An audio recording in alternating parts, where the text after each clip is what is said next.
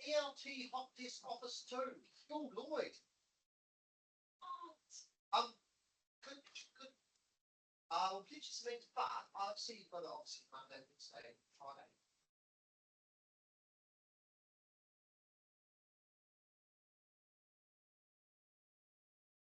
Good afternoon.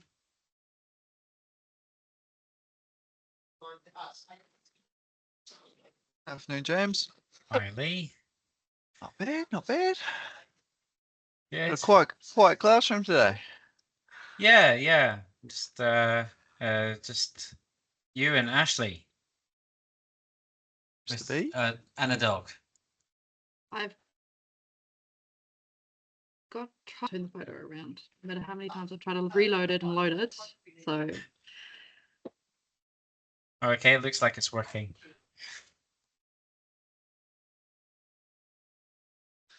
Yeah, you probably jump. Okay, so today we're going to be talking about teams, basically, teamwork and communication. And this is probably a massive place where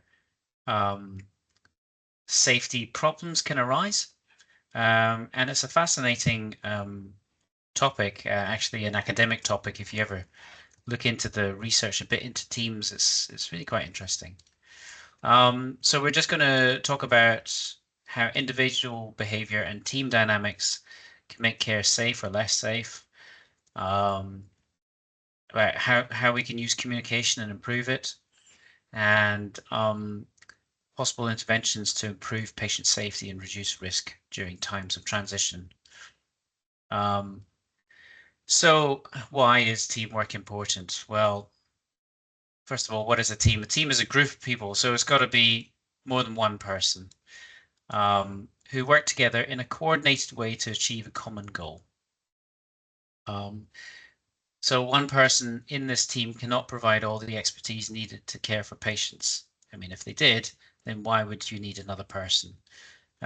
So that's why you have to work together, because you need to understand where the strengths are in the team, who the best person is for that particular role or activity, responsibility. So healthcare teams can either create safety or they can impact safety. And apparently 80% of adverse events are related to miscommunication. That's a very commonly banded around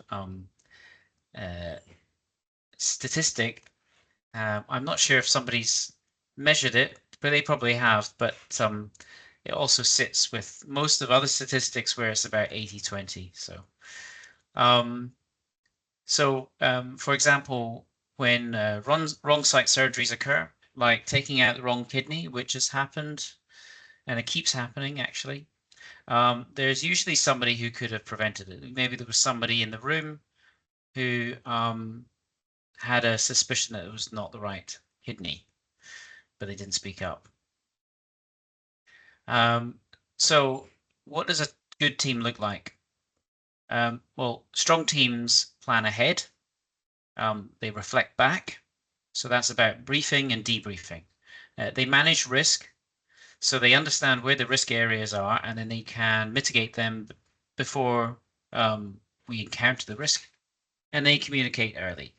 And the research into teams, you could quote different papers, and they'll have different lists of the the right features of a strong team. There's many different features. Probably one thing within a team is that if you don't speak up, then you're no longer part of the team. So as an individual, you must speak up. But I'm not sure I like this statement the way it's put, because it kind of puts the responsibility on the individual alone to speak up. And of course, there are always barriers to speaking up, both conscious and unconscious barriers, which is why that people don't say that's the wrong kidney to the operating surgeon, for example. So I think, yes, as an individual, it is your responsibility to try and speak up, but as a team, it's also the team's responsibility to make the environment conducive to speaking up.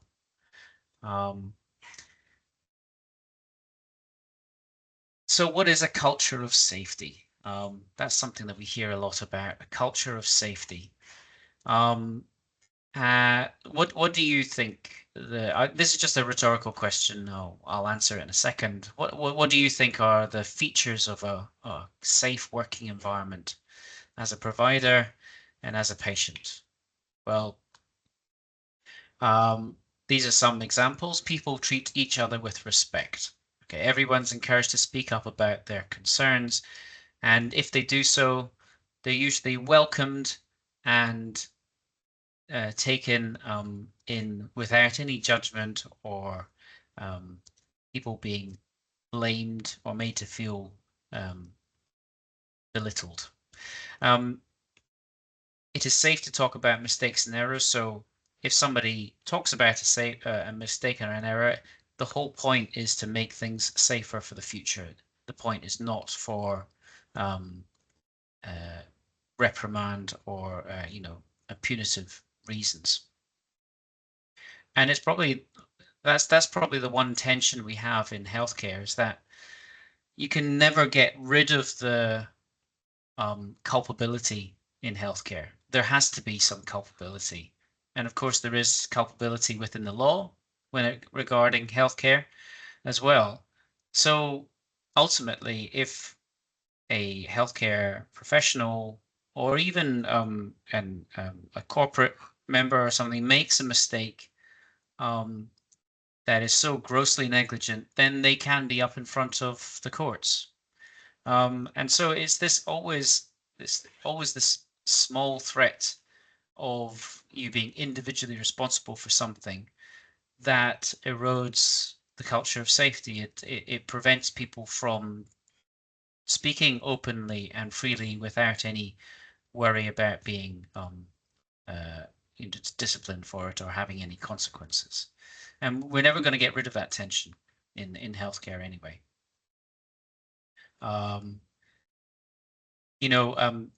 That idea has come from places like the factory, for example, where it's a dangerous working environment in a factory. Sometimes, there might be heavy machinery.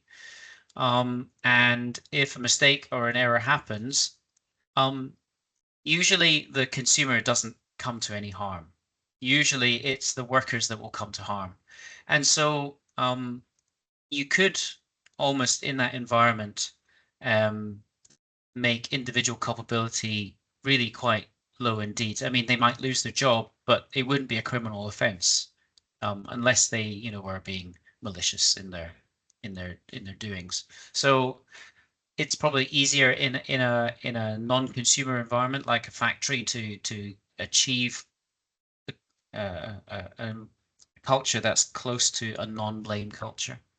But in healthcare, unfortunately, although we talk about a no-blame culture, it never is exactly no blame.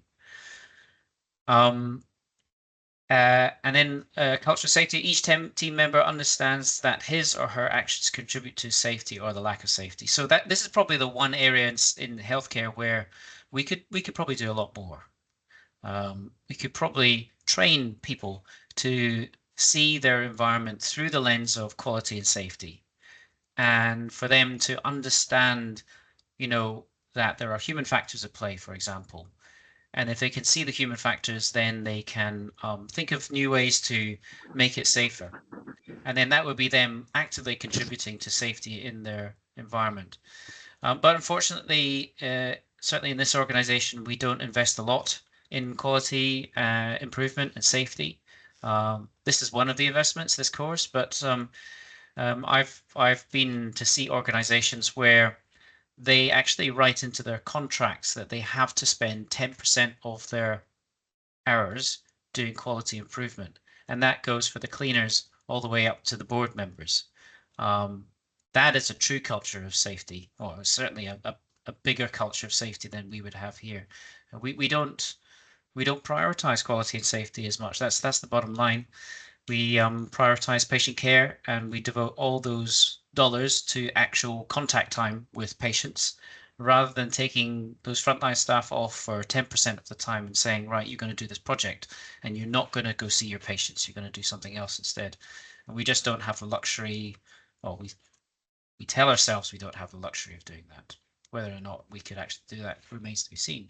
Because I think some other healthcare organizations around the world do actually try and ring fence some time for their workers to do quality improvement. So psychological safety, this is where people can speak openly and feel respected. So they can ask questions without looking stupid. They can ask for feedback without looking incompetent. They can be respectfully critical about other people without appearing negative. Anyone can suggest ideas without being perceived as disruptive. I don't know how close you are in your own mini micro environments to this ideal.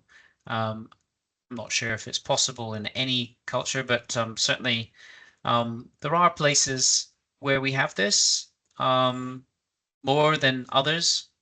So, for example, in the operating theatre, about 10 years ago, there was something called a WHO Surgical Safety Checklist that was introduced, showing that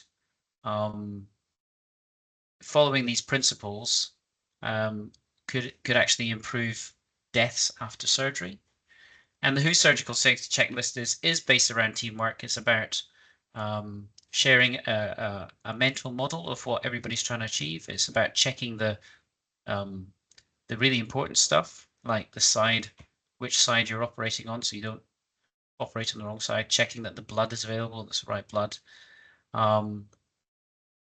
And probably most importantly, it prescribes what we really didn't used to do in theatres, which was a briefing in the morning, a debrief at the end of the day, and a check-in before each patient to make sure that the team knows what we're doing. During the briefing in the morning, everybody introduces themselves by their first name and say what their role is. That never used to happen before 10 years ago. We used to just turn up, and if there was a stranger in the room, we would just get on with it and not know their name for the whole day. But now we've got some cultural practices in place to do that. And also in doing that, we flatten the hierarchy. So we're trying to make it easier for the more junior people, and maybe even the senior people, to speak up if they see something's going wrong. So the culture in operating theatres has improved as a result of that international intervention. In other areas of the hospital, there's still quite a strong hierarchy gradient, and then the most junior people there may not be able to ask questions without looking stupid or ask for feedback without looking incompetent, etc. So which type of negotiation should healthcare teams try to use? This is an easy question. Avoidance, accommodation, competition, compromise, or collaboration? Well, it's collaboration, obviously. This approach yields solutions that provide the best options for patients and preserve the relationship between clinical teammates. But I have seen all other four happen. I've seen avoidance. I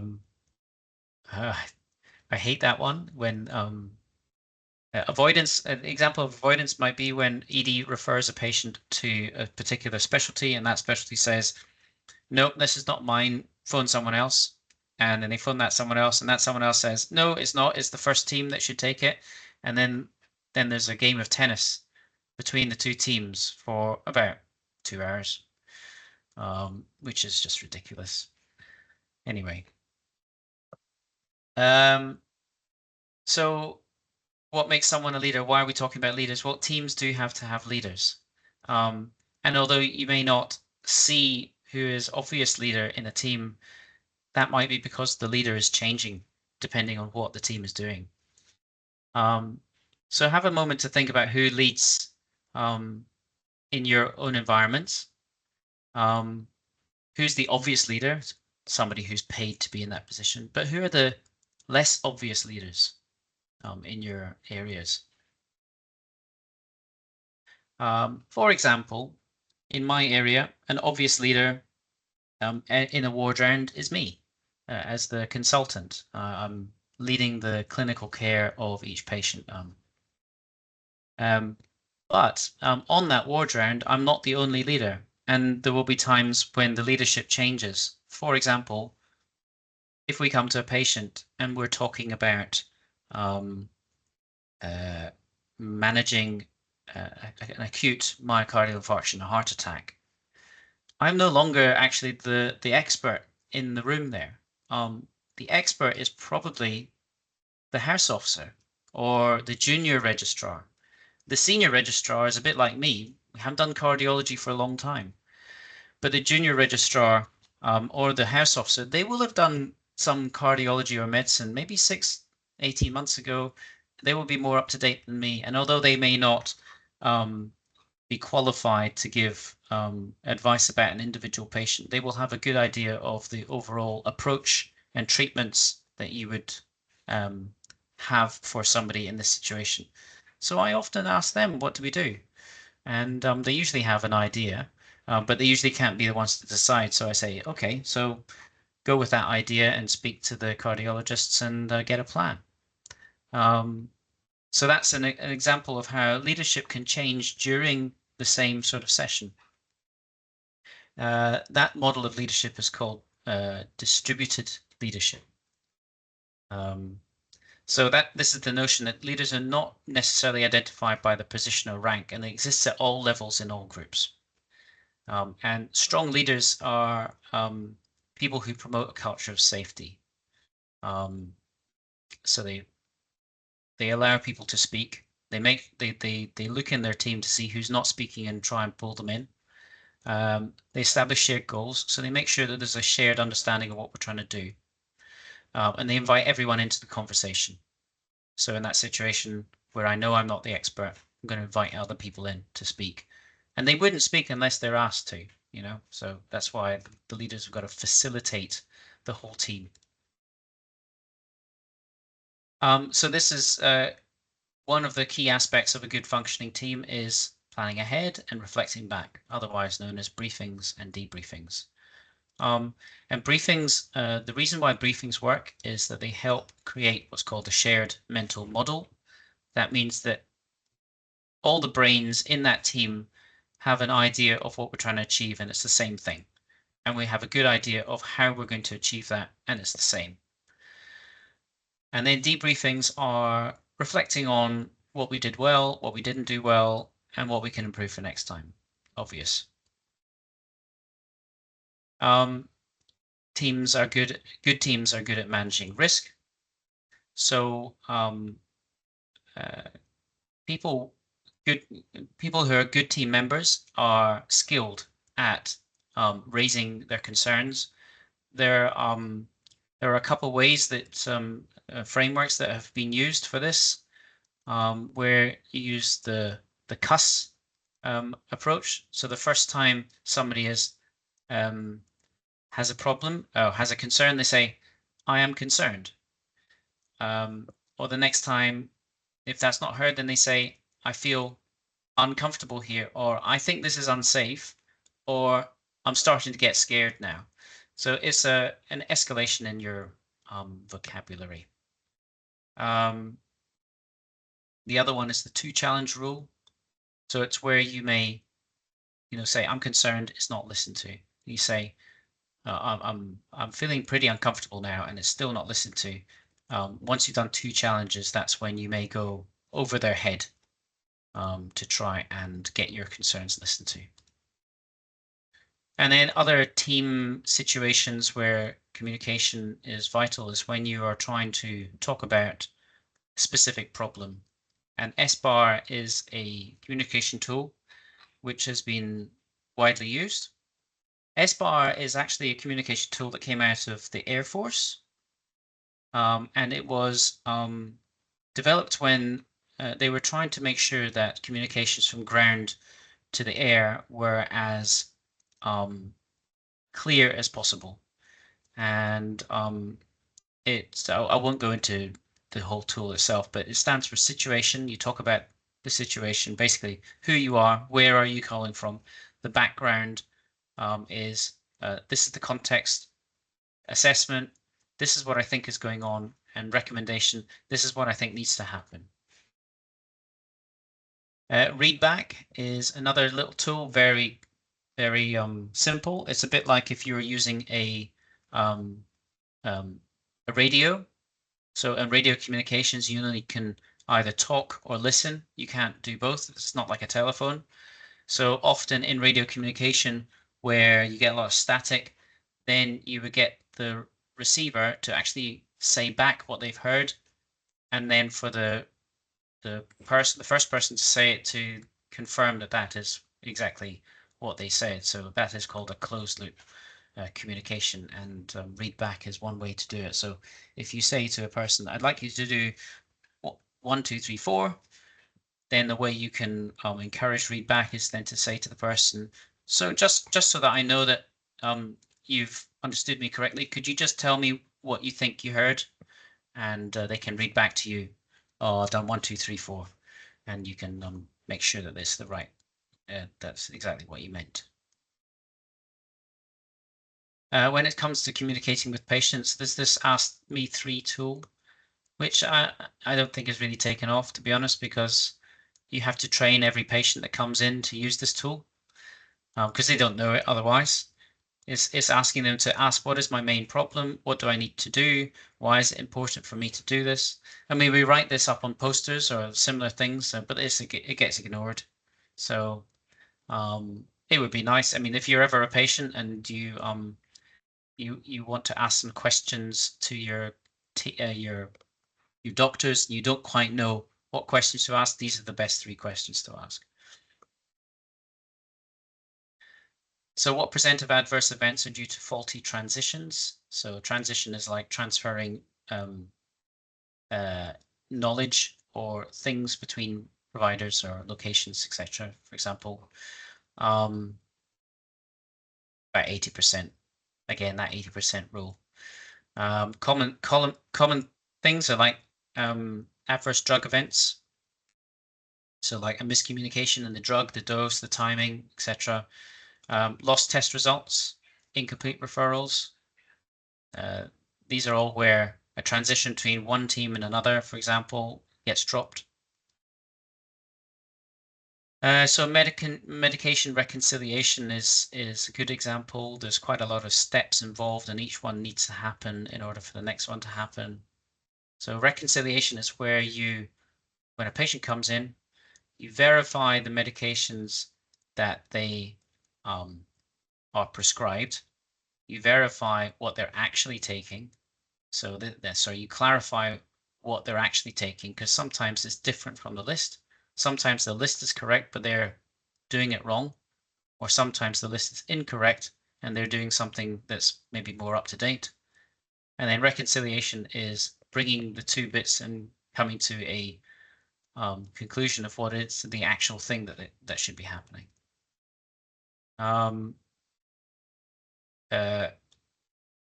So this is a bit more on closed loop communication. In healthcare, there's often the GP, here on the graphic, it's called PCP, primary care physician, sees a patient and they think they need a referral, so they refer them on to a specialist. The appointment is scheduled, specialist sees, communicates the plan to the patient, and communicates it back to the primary care practitioner, who then communicates it back to the family, and that's closing the loop. And it's quite often that things change as you go around this loop, and so you might go around this loop a few times before you actually get to a steady state. So how can we improve this? Well, it's about communication using information technology as well as good practice when you're communicating verbally or in written format. Okay, so that's a run through of teamwork and how it really impacts on safety. And now we're going to listen to an example of teamwork and its effect on safety. Now, I hope you can hear this. I'm going to play it. If you can't hear it, if you can't hear him speaking, and there should be some music in the beginning, let me know.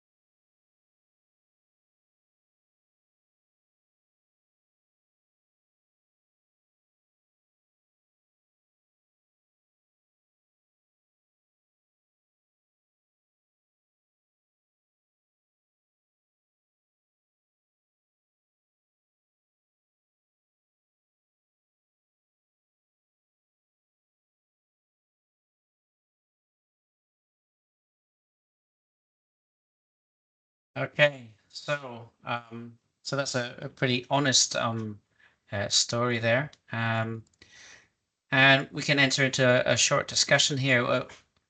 Why do you think the healthcare professionals may behave disrespectfully to their colleagues?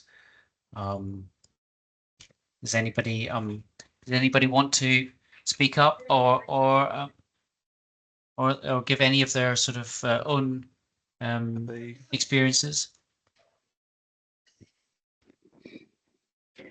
I think at times it can be a cultural side of things. So they've gone through being the junior doctor who's been spoken to in that way. And then as they become the senior doctor, they take on the same cultural approach. Yeah, that's good. Yep. So it's kind of almost learnt behavior.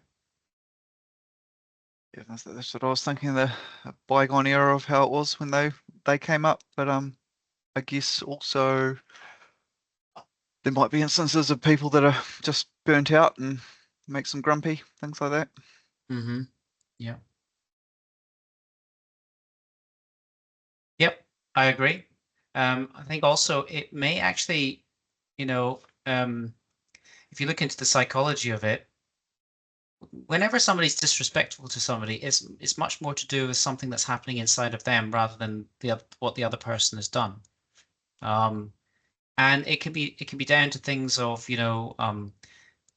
areas where you actually feel incompetent or you feel like you're not as good as you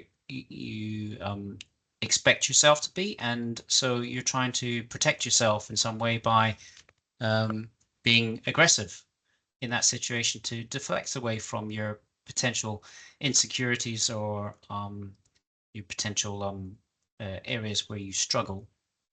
It could be to do with that particular person's reaction to stress, and that they don't have healthy ways to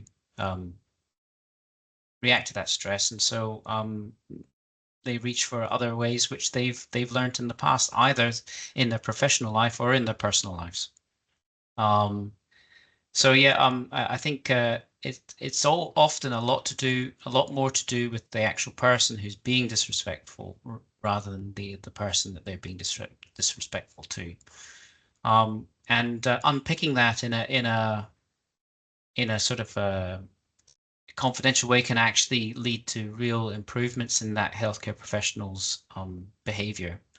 And it's probably one of the reasons why quite a lot of organizations, including this organization, allow you to access professional coaching, or I don't know what they call it here, maybe counseling or something, but it's along the same lines of being introspective, understanding yourself, understanding when you're under pressure situations, how do you behave?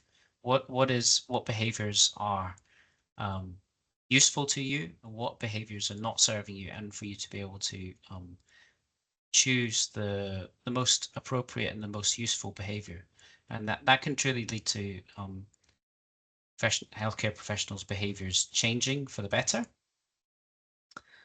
Yeah. So maybe I'll skip to the third one. Have you ever had a controlling boss? So how did you deal with it?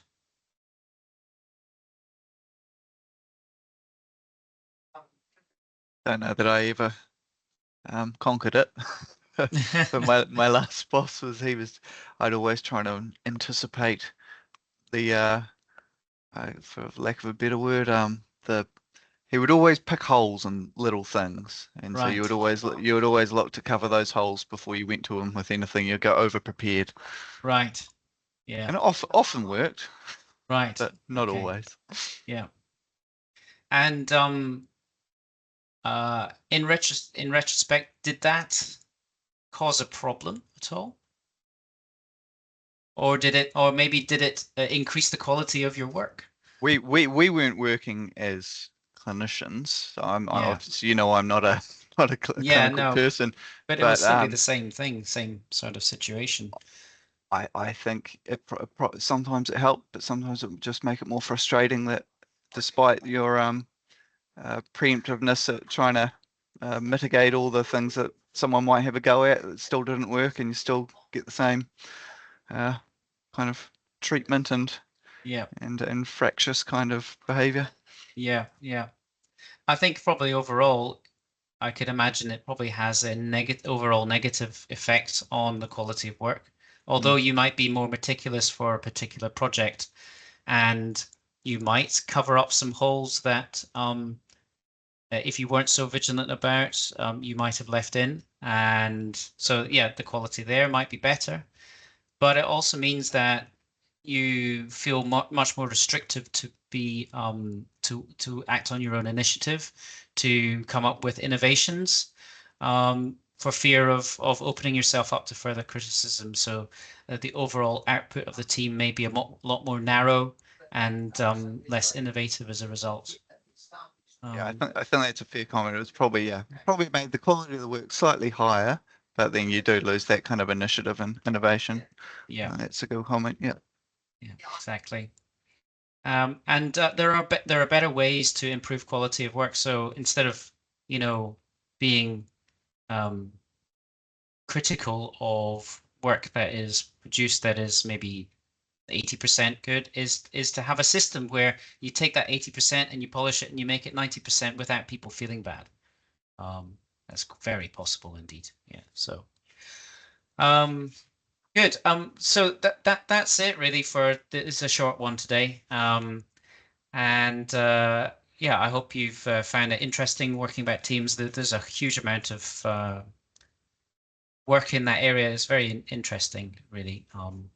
So I hope you're doing well with the modules. If there's any questions regarding this or the modules, I'm very happy to answer them.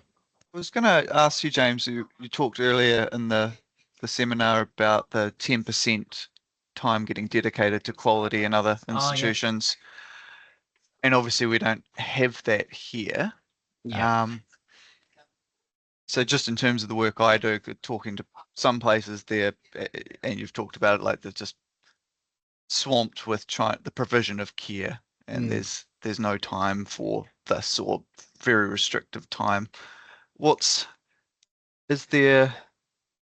you think it would be fair to say that, if you could dedicate more time, that you're going to ultimately save more time in terms of efficiency or maybe not even just making more time, but making less mistakes, making a better service? Is that? Yeah, I think so. I think that certainly efficiency comes out of healthcare improvement and innovation. And that can only happen if you devote time to doing it. So it's an investment. It's an investment up front that may eventually pay off in the future. It does need to be a policy thing. You can't have just probably can't even just have one district, leading the way and being the 10% people who do 10% of the time quality. You probably need the whole health system to be on roughly the same culture for it to pay off. Because probably a lot of the innovations that will really gain efficiencies is those that cross districts.